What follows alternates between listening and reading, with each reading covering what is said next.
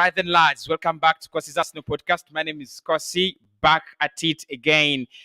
It's a Saturday. I hardly noticed that it is a Saturday, but it is a Saturday, and we're gonna be speaking, just the usual stuff. It is an Arsenal fan channel. It is an Arsenal fan show, reacting to all the rumors, reacting to all the news around Arsenal today. I mean, it's a little bit of a slow day. We will talk about Thomas Partey. Look, it's not the best of news, but I'm gonna be reacting to Thomas Partey, and you guys will give me your opinion. Do you think Partey has a problem, probably with our medical team or anything, like the way we are using him? Because I don't feel like he's playing so many games. But the reports is anyway that he could be out for a long time than he was, than was actually first anticipated. So we will get to that. Victor Osimhen, Napoli, is one player that has been linked with Arsenal. Yet again, he was linked with us when he was at Lille, and Napoli paid 68 million euros and signed the player from Lille Metropole. Look, he's one player that is really young, born in 1998. That only makes him 22 years of age. Is about to make 23.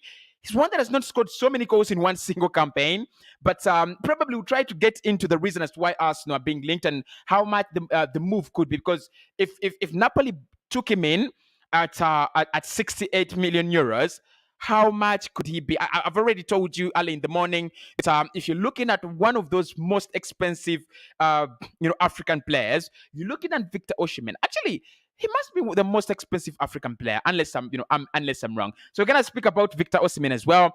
Balogun has finally broken the silence about his game time. He says he needs game time. He needs game time, and that's the reason as why he stayed at Arsenal. And obviously, the English national team feel like he's already surpassed the under-23 level, and he deserves more time, with the senior team. So probably, what should happen with Balogun? Gonna be discussing that. And Alexander Lacazette to Manchester City, guys.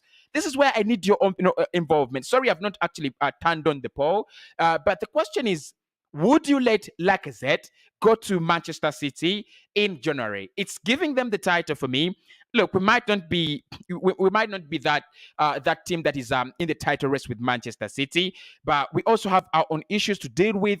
Lacazette to Manchester City in January is a deal that Arsenal shouldn't do. But we're gonna try to dive into all that. Make sure you smash a like on the video. Make sure you do subscribe to this to the channel as well. Let's get our party started.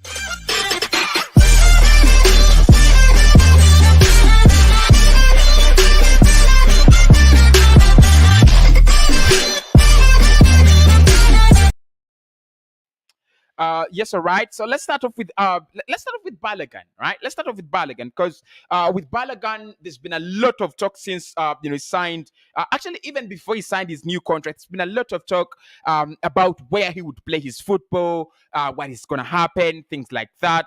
We still remember there's a lot of upheaval before him signing a new contract. A couple of clubs were interested in Germany. We had clubs in Germany interested in him. I think predominantly it was Bayer Leverkusen that wanted to take the player, but you also had some clubs in England that wanted his services, the likes of West Ham, the likes of Crystal Palace, and a couple of other other clubs. One thing we do understand with Balogun is that he's a very, very high profile prospect. And with high profile prospect, I mean one of those players that are being looked at the moment as would be successes, or would be successful English talents. He's currently playing with Arsenal under 23, but he's renewed his contract with the senior team, and as well he's still playing with the English under 23 national team. Now the question is, does he need to be playing with the under 23s,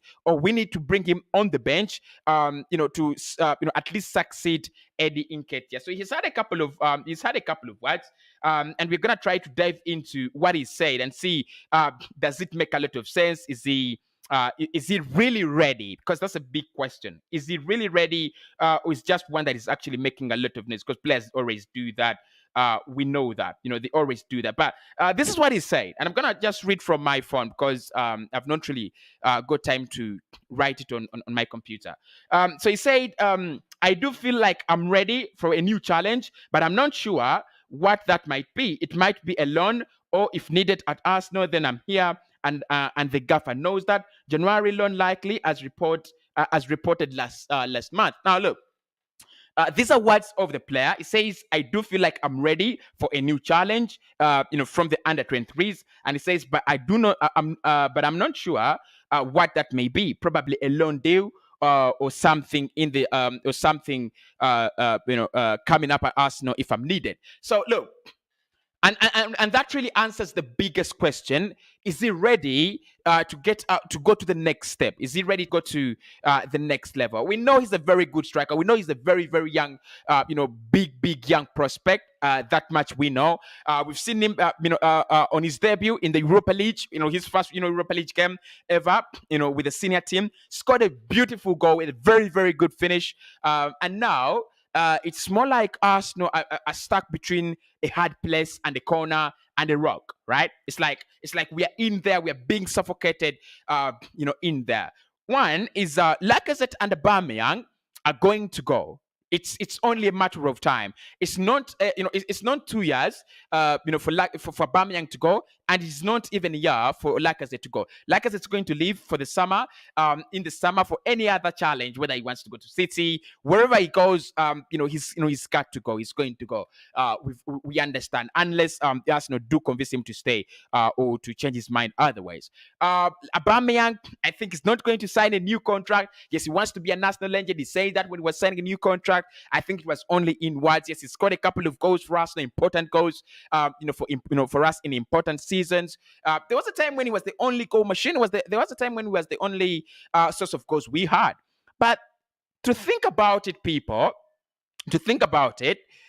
none of Martinelli, Balogun, and Edin Ketia are ready to succeed Lacazette and Pierre-Emerick Aubameyang. And for me, that is where the hard decision to make is. That is going to, that is making the decision making process the hardest part, right? It's making the decision making process the hardest part. Because look, if Balogun was ready to replace at least Lacazette to give you double figures in a season, it would be easy. Give him, try to keep him around until the end of the season, and then let him kick in when Lacazette goes. I don't believe he is ready to do that. I don't believe he is at that level where you put pressure on him to get for you 11 goals in a season, or 10 goals in a season with 5 assists. I don't think he's at that level. It's definitely, because he's not at that level. You don't expect him to be at the level where he replaces Pierre-Emerick Aubameyang, right? You don't expect him to be at that level. So again, it's a big, huge, saga that is going to end in either Arsenal losing a player, or a player staying at Arsenal but very, very unhappy and uncontented for the fact that they're not getting game time. But this is what I said when we were, about to lose him on a free. I said this: get him to sign a new contract and give him some game time. At least let him be part of the squad. I say that bearing in mind very well that we were in the Europa League. We were regulars.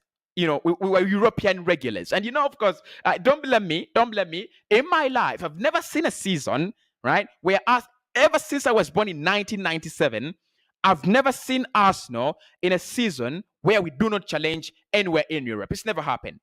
Thanks to Arsene Wenger. It's never happened. But look where we are.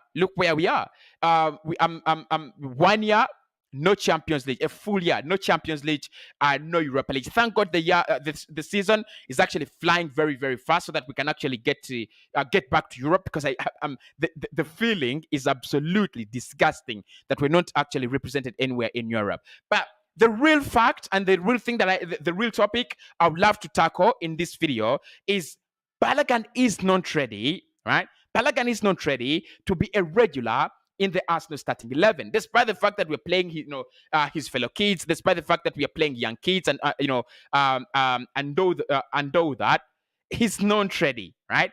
He's absolutely not ready. So what do we do with him? So because in his interview he says he feels he's ready for another challenge. The good thing that we've given him a contract. Probably give him out on loan in the championship, because I think that is the next level from under 23. Let us give him out in the championship if he can do well, right? Because look, to just give him that Arsenal challenge, I feel like it's a little bit unfair. I just feel like, yeah, it's a little bit unfair. But this is what he says, because he spoke a lot. And it says, I feel like I'm definitely open to any challenge. Wherever it is, I'll be ready. As a striker and as a young player, you need minutes. It is the best way to learn and get consistency. And that is true. That is true. You can't actually argue with them, when it comes to that. As a young player, as a striker, the more games, the more caps you have, the more goals you're going to score. You're never going to score goals, on the bench. Just like any player. I mean, you're never going to be that good if you're operating on the bench, if you're operating, outside the starting 11, outside the pitch. So, look, the problem now is we have Martinelli, who's pushing, in all ways to be part of the starting 11, at least to get some, decent minutes per 90. Then you have Nicola Pepe, who thinks it is ascribed to get decent minutes, which I think isn't and shouldn't be, ascribed in any way, shape, or form. And then you have Eddie Nketiah, I think the manager's favorite. Look, Mikhail said that Nketiah has never disappointed. I mean, in my case, I think he's never impressed, really. Look, I even don't want to say that he's never impressed, because when he scores, I jump from my seat and step on the table, because he's an Arsenal player and has scored for Arsenal. But I think the best way we have to do it is do take the hardest steps, do take the hardest decisions. Let Eddie Nketiah find where he plays football somewhere else. It's either Balogun or Nketiah.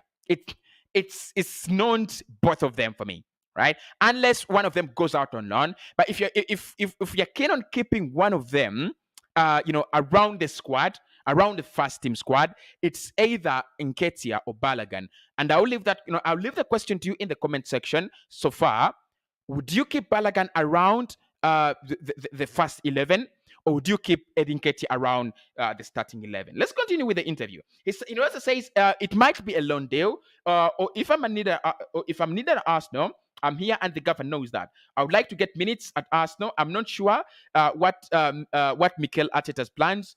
We did speak prior to signing my contract, and he said I should trust him. I should trust in him, and he has a plan for me. And he also says that is the big reason I stayed and decided to resign with the club. I wouldn't stay. Sorry, he says, I wouldn't say I know his plan per se, but there is a plan, and I've spoken about it with the various people at Arsenal. I know that I need to be patient, and I have complete faith in the gaffer. Now, the first time I heard the word gaffer was Jack Grealish defending himself against people who are saying that he didn't take the penalty in the Euros final because he was scared, and he was actually saying that the gaffer in there. Southgate had made a lot of correct decisions, and so he deserves some respect. But let's go back to the controversy. Look, I love sports and I love football because there's a lot of jeopardy, there's a lot of controversy. It never ends. Yesterday, we were at the same time in the same place speaking about Gabriel Martinelli and how he deserves more time, and how we should do better to find him game time. And I do not disagree, really. I don't know, but I do not disagree. I do not really disagree with the fact that Martinelli gets game time. If you've not watched that video, watch it back. It's named. It's titled "Raheem Sterling linked back to Arsenal," and there's a couple of news stories unpacked in there, just like we're doing on this one. So Balogun has spoken a lot, but look, he's spoken absolute truth. That is it. He's spoken absolute truth. He's not lied at any point in time. He's not said anything wrong. He's not said anything that humiliates Arsenal or despises Mikel Arteta as a manager. One thing, we have to remember, Arsenal fans do forget a lot.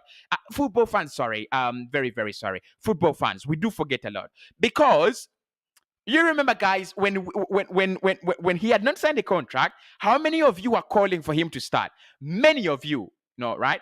Many of you are saying, let him start, let him start, let him start, let him start. And then when he signed a new contract, did you guys actually, call for him to, did you ever call for him to start games? Maybe at the beginning of the season when Lacazette and Aubameyang were injured, but it looks like you guys have just forgotten about Balogun. But he's spot on. He is right. He's looking at this as an opportunity, and with Lacazette and Aubameyang leaving, he's looking at it as an opportunity, probably to find himself some game time, and not wrong. Right? Not wrong. But the big question, he says he is ready for the next level. The big question now is, what is the next level? Is Balogun's next level Premier League football? No. I'm sorry to say this. Yeah, I'm one of those people who really asked for him to get a chance.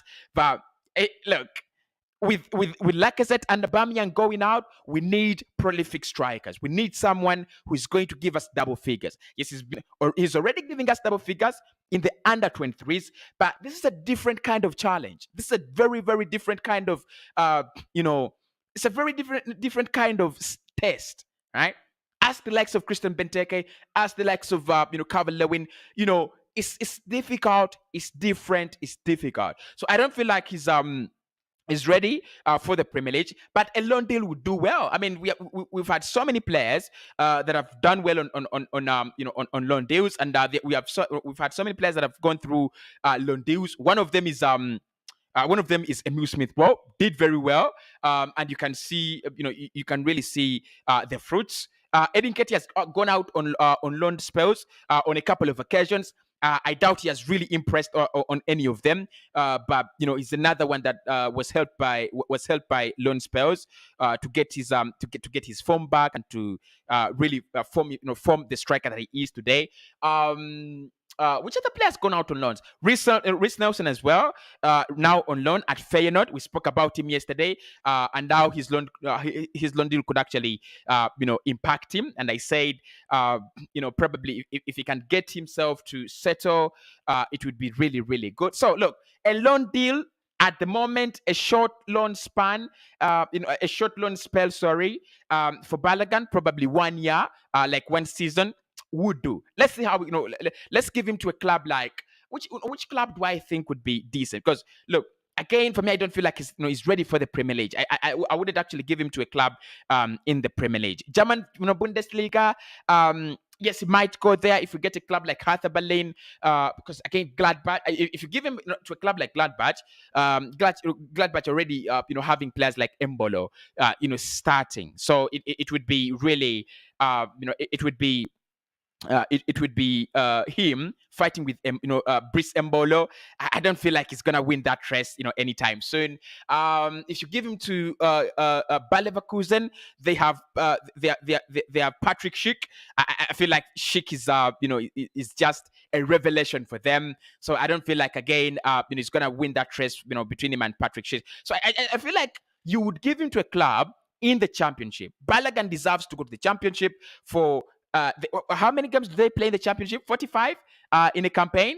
Do they play 45, 42? Around there. So if you can get some 30 games or 25 games or 25 appearances in the Championship, we can see how he does. If he scores more than 10 goals in the Championship, then we can decide on the next footsteps and what to do with them. But he's right to call for game time. He's looking at himself as a player, and I think the English national team also re-echoed this when they were, making comments about him. They said he's good, he's talented, progressive, but they feel like he's left that level, right? They feel like he's left that level of playing for under 23s and is ready to go for the next challenge. But is the next challenge Premier League, right? Is his next challenge Premier League? I'm skeptical, really, really skeptical. But anyway, what are your thoughts, guys? I would love to know what you think about Florian Balogun signed a new contract, with Arsenal. One of those players that I know Arsenal fans love, unless there is someone who's who's a Spurs fan. But if you're not a Spurs fan, if in a spy. If you're not a Chelsea spy, you've got to love Balogun. He scores goals. He's got the potential. Whether the gaffer has a big plan for him, that is now that is the question. Because he says Mikel Arteta spoke to him before he signed in his contract, and he said, "Look, son, I have a lot of I have a lot of things packaged for you, right? I have a lot of things packaged for you.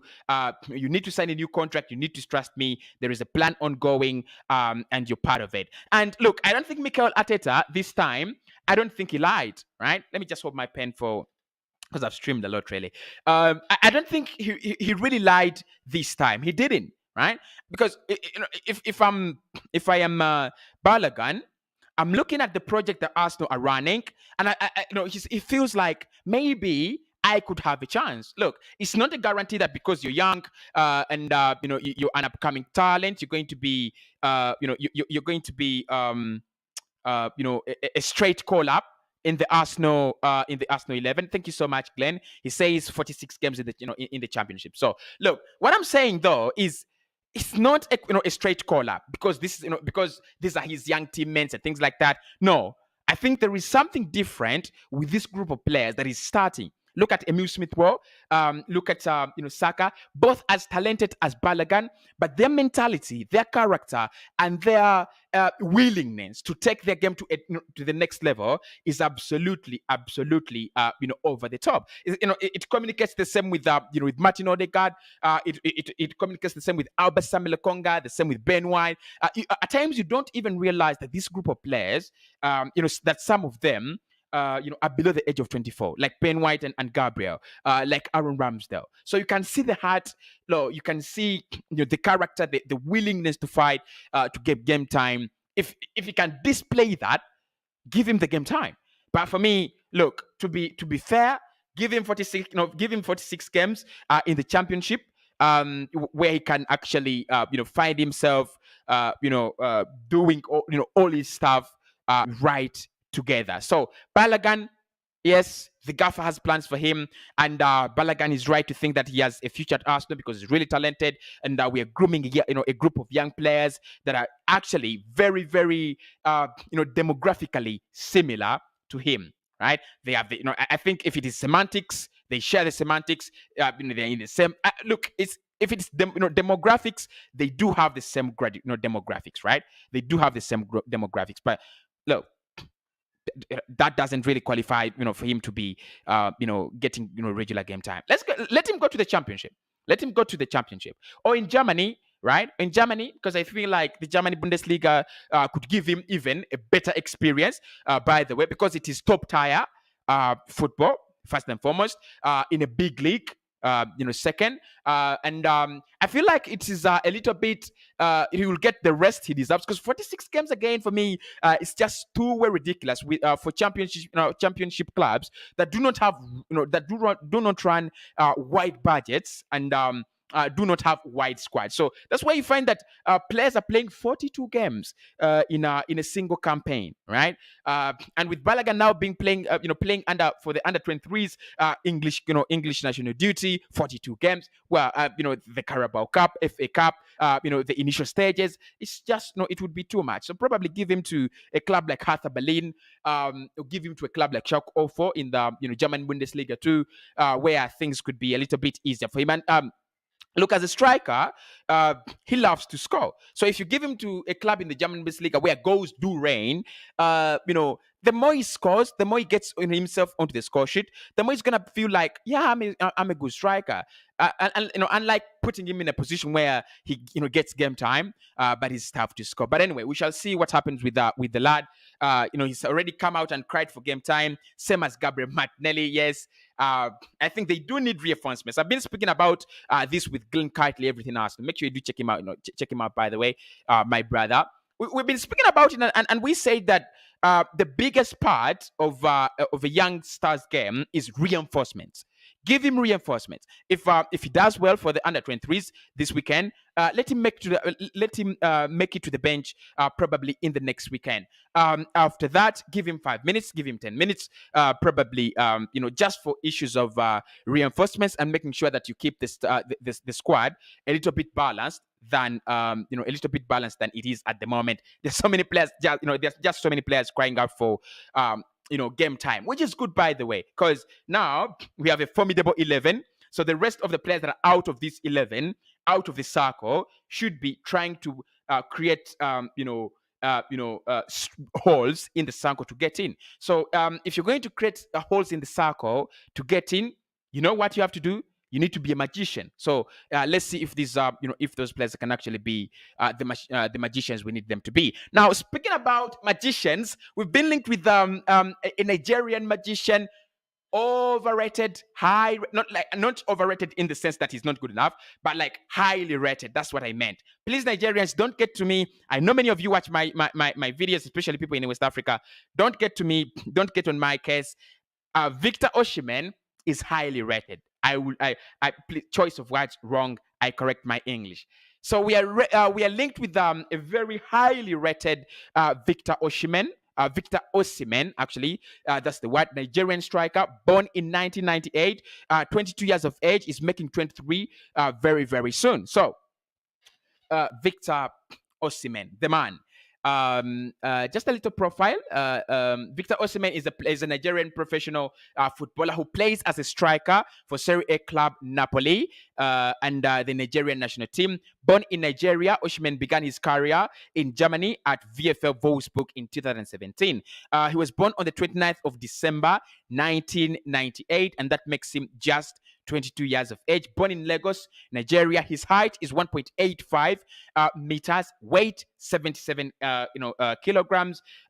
His father is Patrick Osimhen, current club Napoli, like I said, wears shirt number 9, and also represents the Nigerian national team. There, he joined Napoli in 2020 from Lille Metropole, where he was signed from Wolfsburg. Now, look, we've been linked with so many strikers, and I don't want to go back into the story of why we are linked with so many strikers, right? The same appeals to midfielders. We are linked with many midfielders because there is something lacking in our side, right? My question right about now, I need 10 people. I'm going to read 10 comments. The last comment is from Owexi, right? So from Owexi down, I'm going to read the first 10 comments. Would you take Victor Osimhen, at Arsenal, right? Don't think about the price. Don't think about anything. Just think about Osimhen as a striker. If you know him, would you take Victor Osimhen at Arsenal? Yes or no? Just that. That's all I need. It's just a yes or no. 10 comments. The first 10 comments are the comments I'm going to read. Look, let me say this.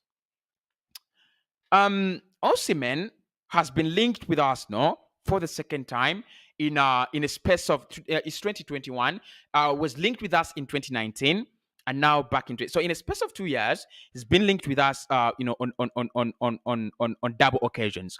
One time he was at Lille when we wanted to sign him. Linked with Manchester United as well. I still remember Goldbridge doing that story of Victor Osimhen to Manchester United, and I think it was before they signed in Edson Cavani, if I'm not wrong, right? I think it was before they signed in Edson Cavani. They were linked with Osimhen. Yeah, they were linked with Osimhen. So look, this is the deal. Osimhen linked with Arsenal on double occasions. At the moment, he's at Napoli, and Napoli paid a staggering 68 million euros for the African striker, Nigerian striker.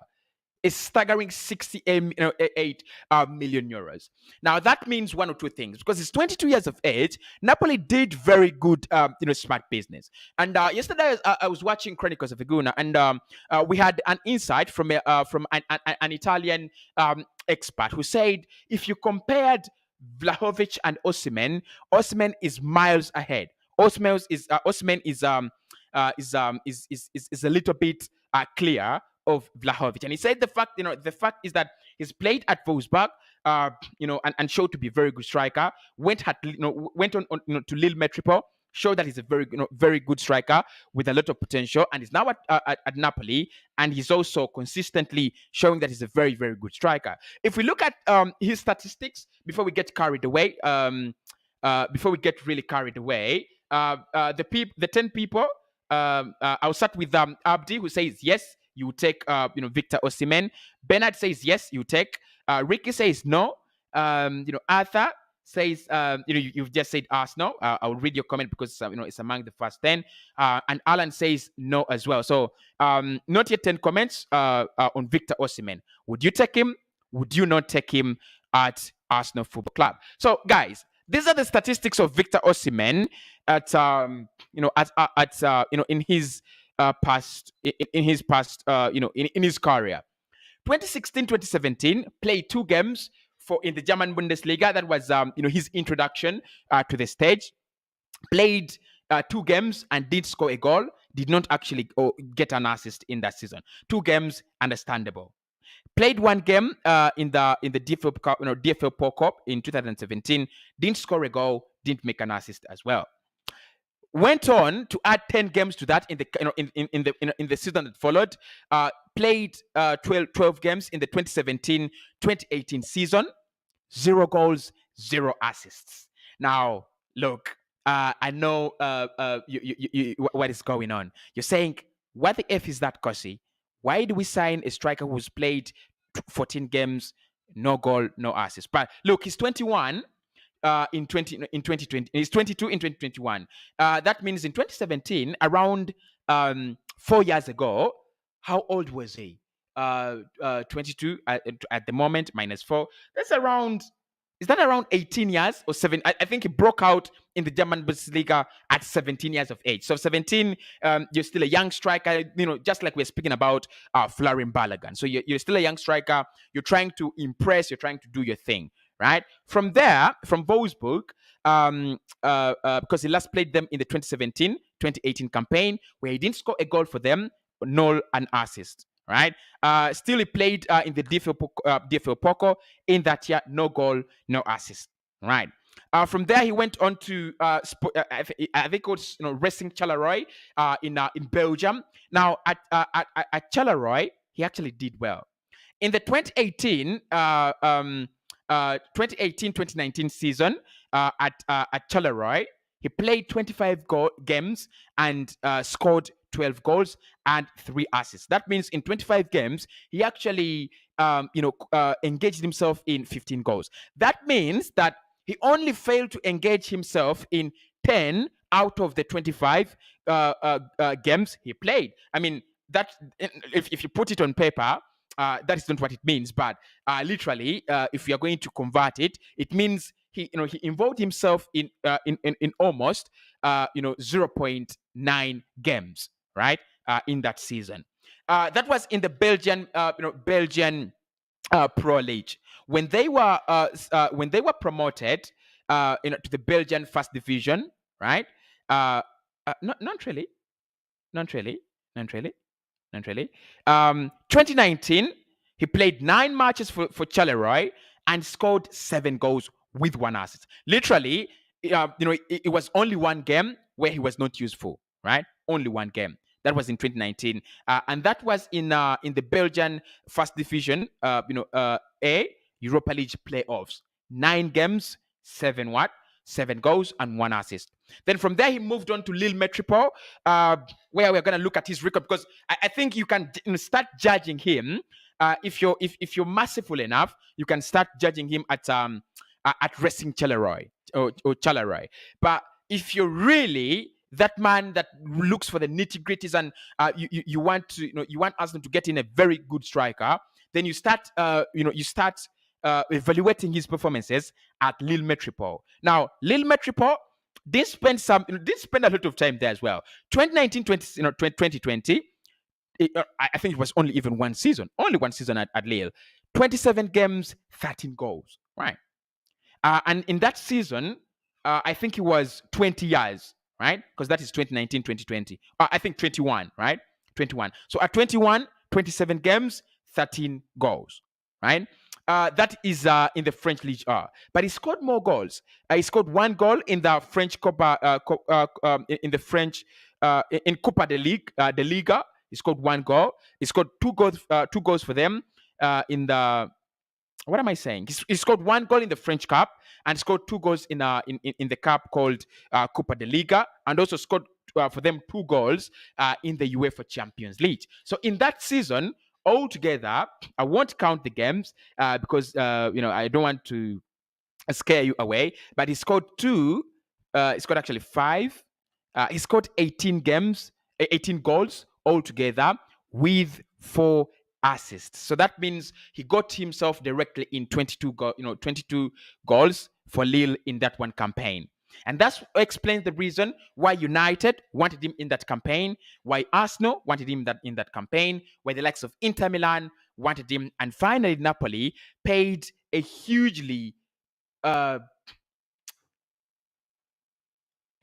tiring offer price for him. 68 million euros. Is he worth it?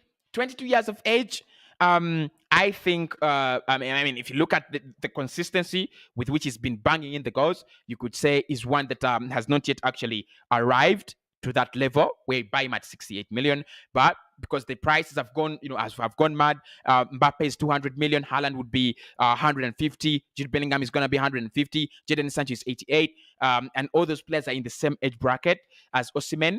Lille had a reason to sell him for that amount. So after he signed for Napoli, this is what he's done so far. In the 2020-2021 season, he's played for them 24 games and scored 10 goals and 3 assists. Again, involving in 13 goal contributions. 13 goal contributions in 24 games in the league. I think that's quite impressive. This season, he's already scored 5 goals in 10 games. That means he's averaging in the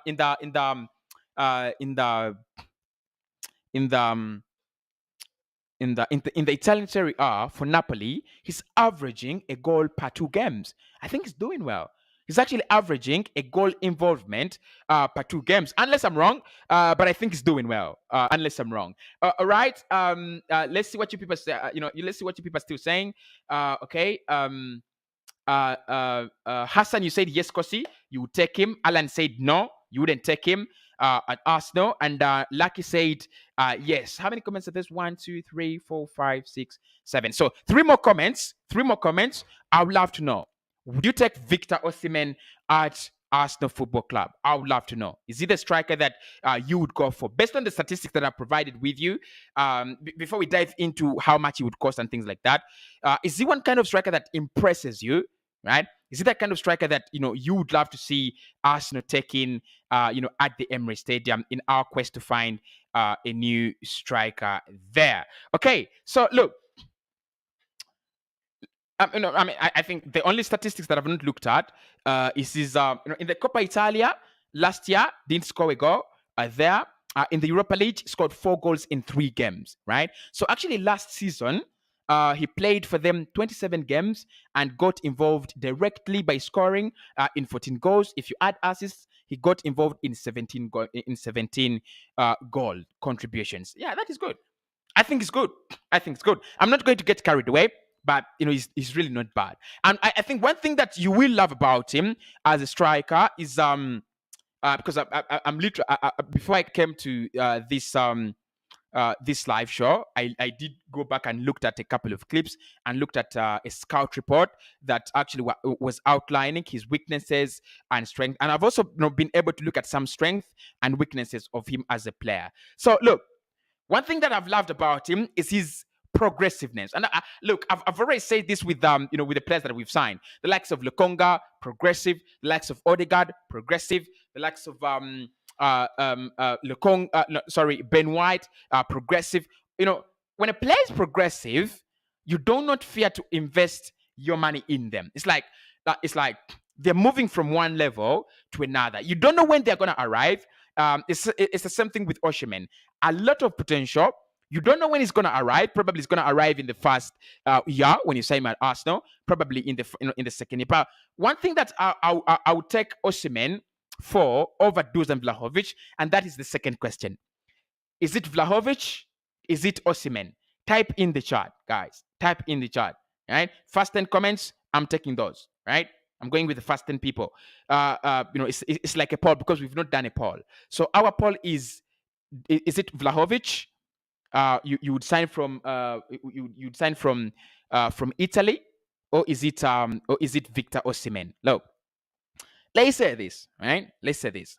If Arsenal got if Arsenal got Osimhen, what we will be getting is a young player who's been a little bit progressive in his career, right? A little bit, really actually progressive, not a little bit, but really progressive in his career. But one player that I've looked at and I feel like he's just about to get to the next level, right? Look, I'm a big fan of Vlahovic. If you've been watching this channel for the past 1 week, you know that. Because for me, I'm blown away by the fact that Vlahovic scored 21 goals last season as a 21-year-old player. I'm blown away, and I'm really blown away. So I'm a big fan. But Osimhen, his goal contributions, because we've said at Lille Metropole in that season, he spent 1 season at Lille Metropole, and he got himself involved in 15 to 18 goals, right? At Napoli last season, again in all competitions, getting involved in 17 goal contributions. So he's consistent and also really progressive. And the other thing, if you look at both of them, this is my opinion now being influenced by the experts insight I watched yesterday from an Italian journalist. If you look at, because with Italian journalists, the good thing is that they're closer, right? Their focus is more of of the Serie A than other leagues. And what they tell you, because what he said is that much of Vlahovic's success has come like abrupt. It's not like Victor Osimhen, who's moved from Wolfsburg, shown potential, actually showed Racing Charleroi that you're not actually signing me in vain. Yeah, I'm that good player. And then Lille Metropole pick him up. He also does well there. And then Napoli pick him up and he's doing well there. Last season, like I said, he's picked up a couple of goals for Napoli, 10 goals. This season he's already scored 5. So he's already 5. He's already halfway the goals he scored last season. He could be good, right? He could be good. He could actually work out for them, and he could actually work out for us. So look, Osimhen is more of a striker that is going to arrive in the next 2 years.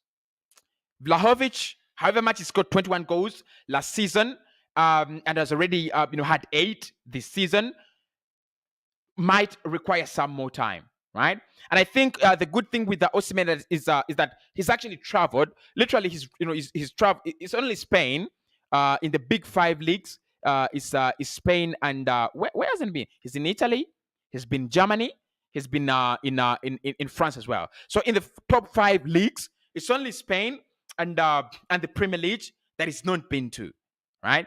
I'm sorry to interrupt, but thank you for watching and smash the like button. Thanks, thanks everybody. It really means a lot when you guys do that. Smash a like on the video, and please do make sure that whenever you watch a video at Cossy's Arsenal podcast, you make sure that you don't leave until they are 100 likes. So make sure you're part of there.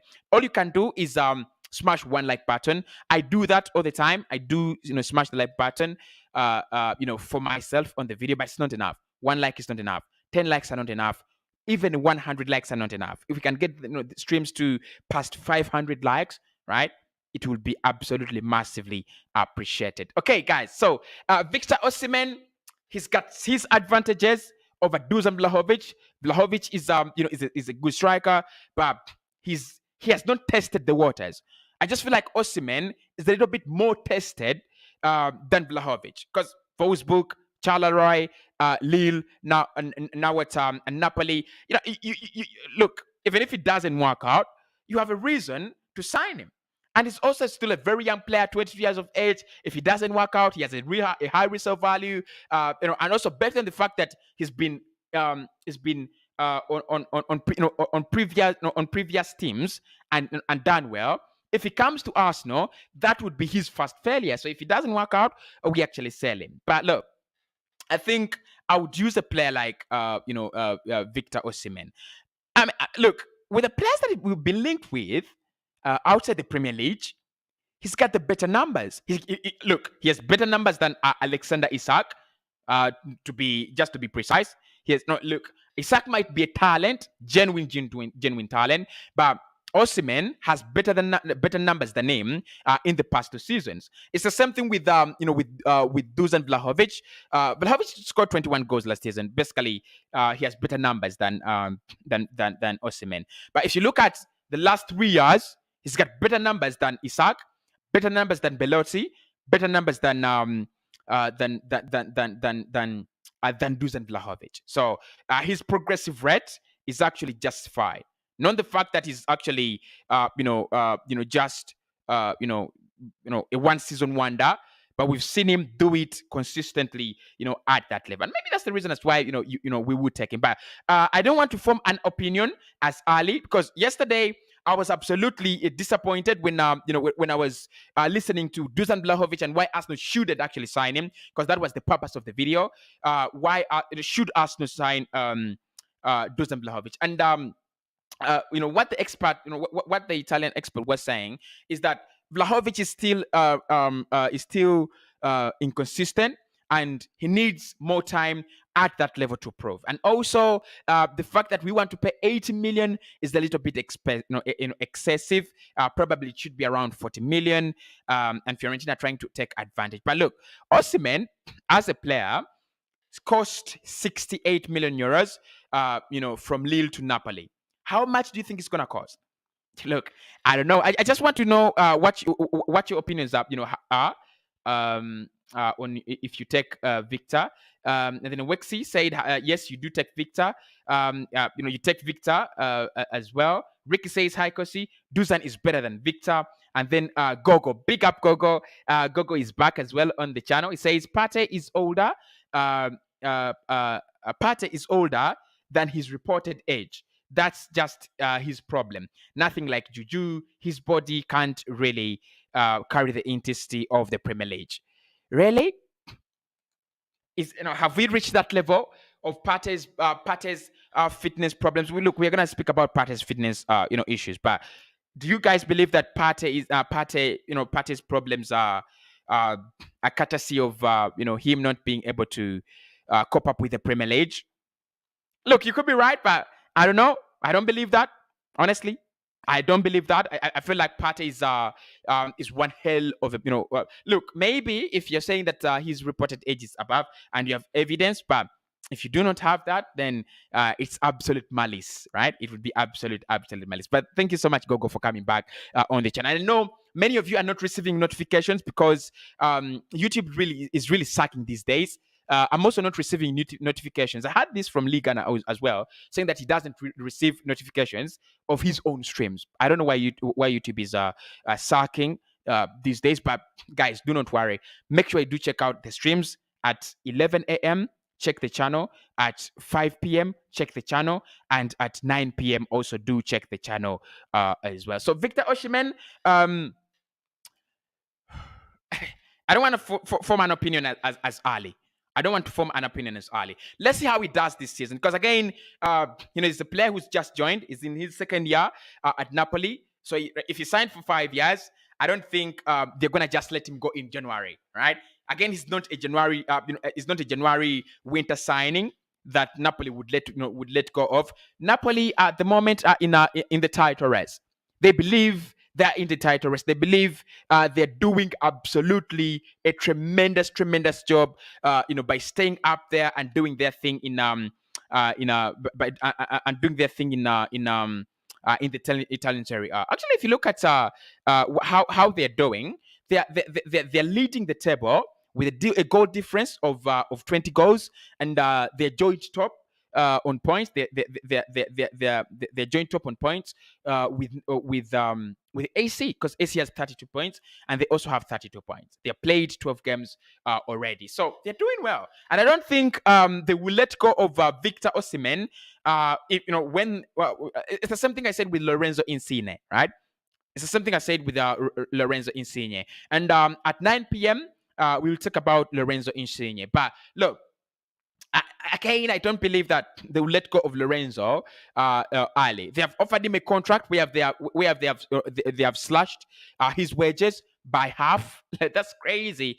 I mean, that is really, really disloyal from a club. Insigne has been really, really loyal. He could have put in matching orders a couple of seasons ago, because he's been really, really good.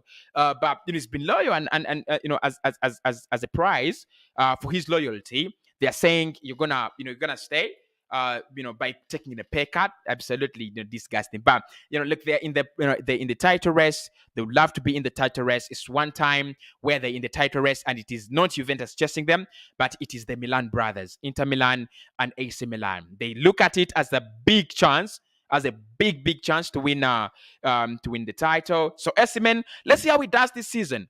For me, if he scores 15, 18 goals, bring him in. Bring him in the Premier League. Let him struggle for one season, probably one season and a half, and then we could actually unleash him. Those are my opinions on him. So, would you take Osimhen over Dusan Vlahovic? I would love to know. Glenn says all these players are so expensive. No players, are around 15 million. Yeah, I mean, they're really expensive, really expensive. Gogo says, I think we need an elite striker to get to that level. I would prefer a big, strong, and fast player. I would take Osimhen. Thank you so much, Gogo. My man Rokani says Isak is better than them all. Is a goal finisher, and he is everywhere on the pitch. I mean, if you're talking about talent. If you're talking about talent, Isak is a talent, really. Yeah, Isak is a talent, right? I really got no doubts about that. Isak is a real talent. Please do smash a like on the video. Thanks everybody for doing that. I mean, these streams will be coming in almost, at the same time on a daily basis. So just check the channel. Same time, daily basis, right? Whether it is weekend, whether it is weekly days, I absolutely do not care. We're going to have the same timing and 3 streams or 3 videos a day, right? So let's go to Lacazette. Then let's get to Alexander Lacazette, right? Let's get to Alexander Lacazette. Manchester City have shown interest. Shame on you, Manchester City. I mean, they're shameless, aren't they? They're absolutely shameless. So listen. Thank you so much. Owexi says, me too. I don't receive notifications, Cossy. Okay. If you do not receive notifications, what you should do is make sure you have subscribed. Make sure you've turned on the notification bell. If you've not done that, if you've done that, what you should do is unsubscribe and then resubscribe again, and then make sure you turn on the notification bell again. It will work, right? It will work. If it doesn't work, then YouTube, to hell with you. Okay, so let's get to Alexander Lacazette. Now, Lacazette has been linked with a couple of moves, and I've been okay with them. No, Newcastle, I'm okay with that. Lyon, I'm okay with that. Blah, blah, blah. I'm okay with that. But it has come to Manchester City in the January transfer window. I'm not okay with that. I'm telling you. I'm not okay with that. And the reason as why I'm not okay with him moving out in January, because the general idea for me of him moving out in the January transfer window makes me crazy, mad. I'm not into that, right? I'm not into that idea of him moving out in the January transfer window. And the more depressing part, right? The more depressing part is he wants to move out. He's wanted in January when Aubameyang is going, and he's moving to a club that would be, our rivals next season.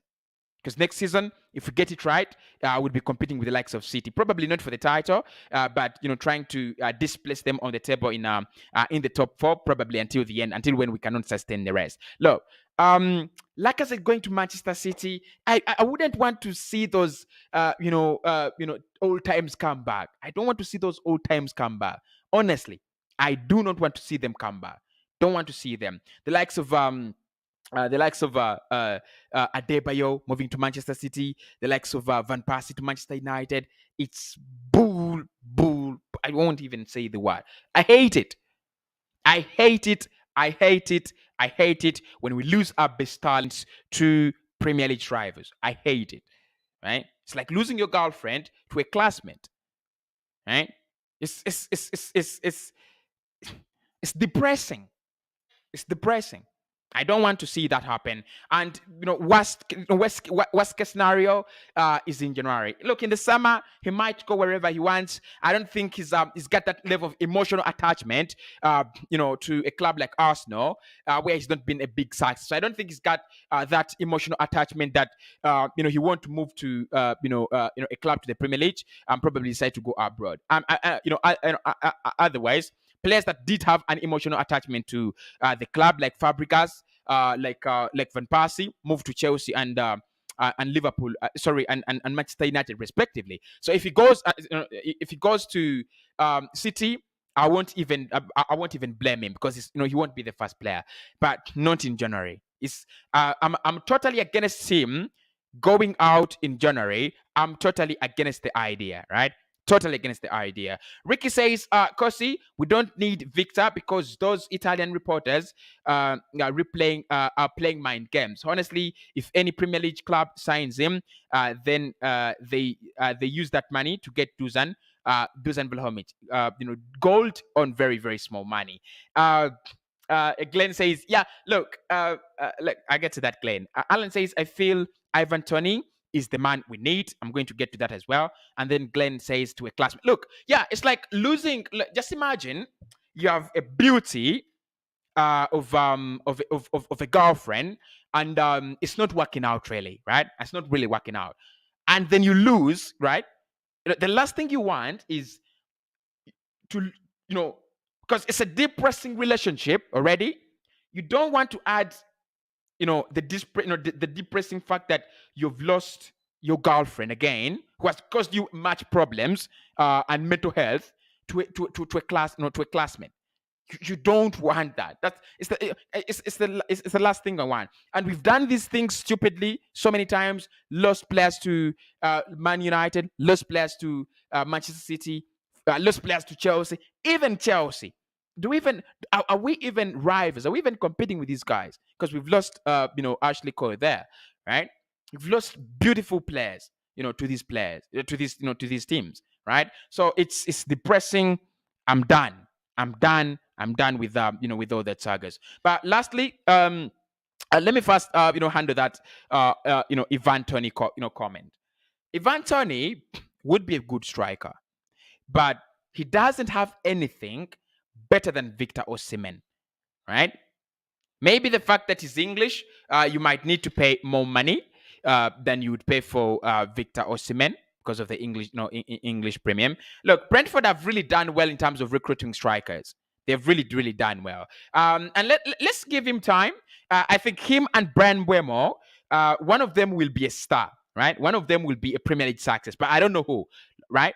It could be Mbeumo, it could be Ivan Toney. But let's see, is he ready for the next challenge? Now that he's in the he is in the Premier League. Let's see Ivan Toney as let's view him as a Premier League player. Is he ready for this level? And people, 10 more comments. I'll take these 10 last comments.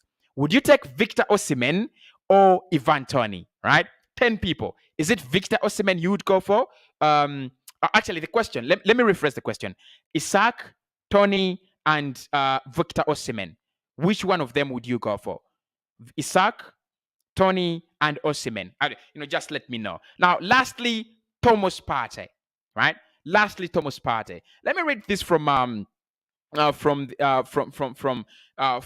Nostos. Probably it might not be as scary as I read it in the first place.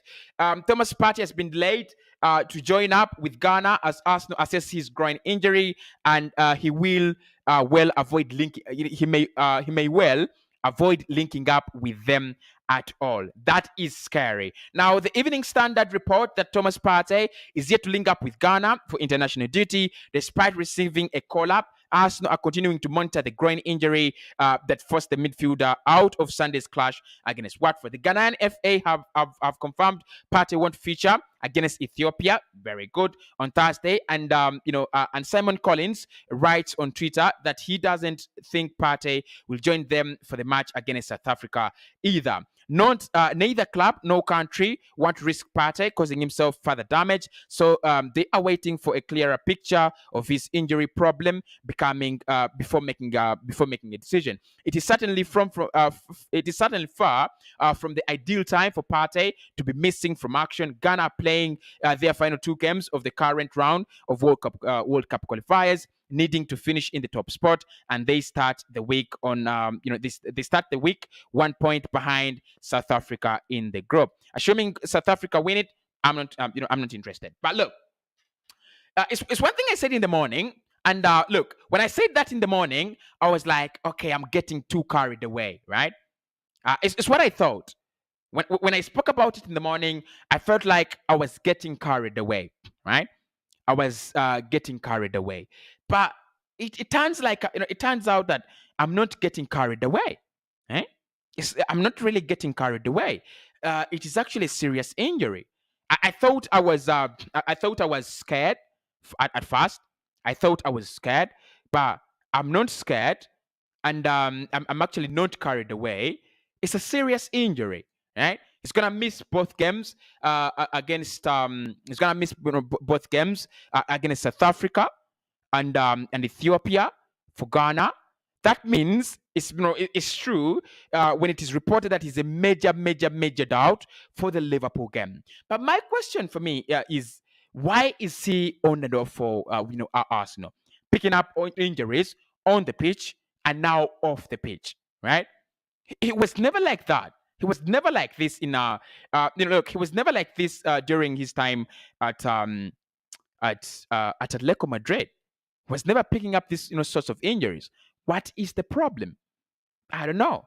I don't know really, right? But if he misses out the Liverpool game, it's gonna be a huge scare. It's gonna be huge scare, and I'm absolutely scared, right? I'm absolutely scared. But let's see what you people have said.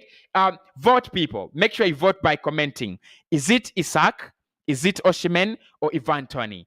Let's do the vote, because I do love this channel's votes. They're always deluded, really. Alan says, I feel Tony is the man we need. Alan started the discussion. Afro Gist TV says, I take Isaac. Okay. Glenn says he takes Isaac. Alan says he takes Tony. Okay. Next time I'm gonna start asking you for reasons. Osita says Thomas Partey is injured. I said that. I said that. Yeah, Partey is injured, and his injury is because the first set of information we had was it's a simple injury. He's gonna be back. All of us were just, all of us were like, okay, he might miss one game for Ghana, play for them the game against South Africa, and probably be back. But then Partey being out for Liverpool is scary. It's absolutely scary. Mohammed says, what about Calvert-Lewin? I excluded him for a fact. For a reason. I exclude him for a reason, but he's also among the players that we are interested in. But definitely no update for him for you around Calvert-Lewin at the moment. Cossy, you just wait in the future in the lineup against Liverpool, right? Look, I don't know if this is because look, rushing him against Liverpool is also bad, right?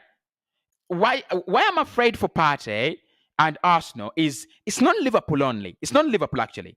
It's not about Liverpool. It's about the player, because he had started putting together a couple of good performances. You want your player to put together a couple of good performances. He had started to do that, and then apart from that, we have so many games coming up, guys. I've been discussing with Glenn, and we looked at the games that are going to come in thick and fast for Arsenal, starting from November until the January international break. There's so many games. You don't need to miss one of your key players, right? Against Watford, he didn't feature.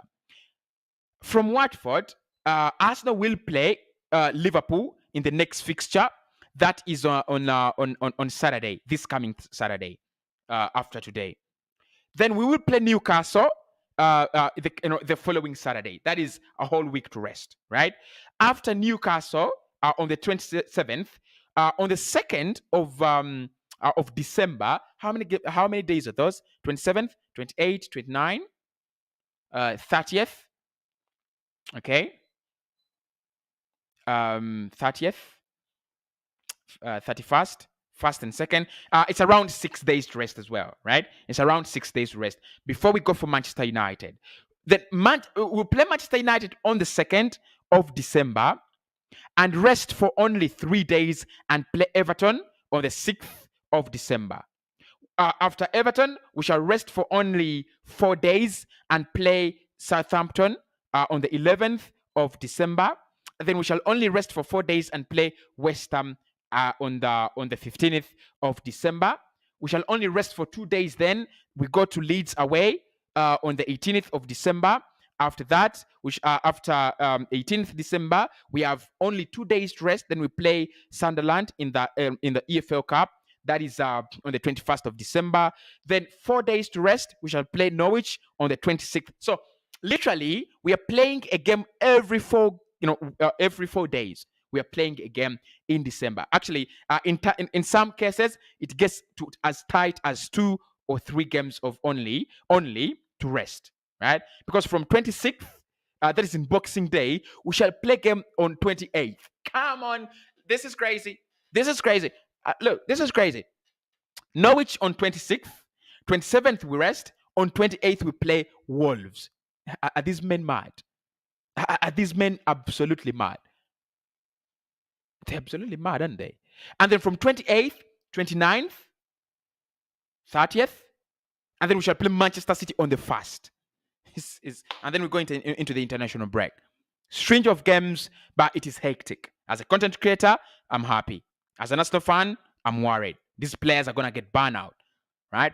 The project we are running, a project small budget, project small squad, doesn't fit into that, right? Doesn't really fit into that. But I love to look. I still love to take your comments. Okay. Okay. Osita says, Osimhen, please. I love that guy. Glenn says, what a horrible time for Partey to be injured. Absolutely, bro. Absolutely. Eric says, bro, me, I stand with Dusan Vlahovic. Sunday says, I prefer Osimhen because of his of his aggressiveness. I think that's the word you're saying. And team play. Osimhen is the man. That's according to Henry. And then Osita says, we should be grateful that we are not in the Champions League or Europa League for now. There is no excuse for Arteta not to win matches. The excuse is there. The quality of players. Look, I would rather be in the Champions League, and I'm saying this. I would rather be in the Champions League with a quality squad, with squad breadth, than hiding and compromising. Oh, at least I'm not in the Champions League. I would rather be in the Champions League with a squad that has 25 quality players, right? I would rather be in the Champions League and in the playing both the Champions League and the Premier League than with 25 quality players than playing only the Premier League with a bunch of players that are not good enough. I'm not saying Arsenal players are not good enough, but I'm trying to say, right? Just imagine the squad we had under Unai Emery, right? Would you prefer having that squad and not, as long as you're not in the Premier League, in the Champions League, or would you rather have the squad we had in 2004 competing for both the Premier League and the Champions League? I think the answer is very, very, very easy. So, look, let's not look for excuses. We are not scared of anything. We are absolutely not scared of anything. Webcam, whatever you are, please stop spamming. Send one comment. Please send one comment. Stop, don't spam. Glenn says you need the mods. Blood that guy. Man, he's just crazy, right? He's just crazy, I don't know why why people do just come onto streams. There are people who come on streams and just press the dislike button. I've seen that with Lee Ghana. I've seen that with the football terrorists. I don't know what their intention is really, right? I don't know what their intention is really. They just come and press the dislike button. Then you have people who just come and spread with this kind of comments that don't even really matter. I don't know why. Why did you do that? Who pays you to do that? Because if anyone is paying you, but I'm just gonna make I'm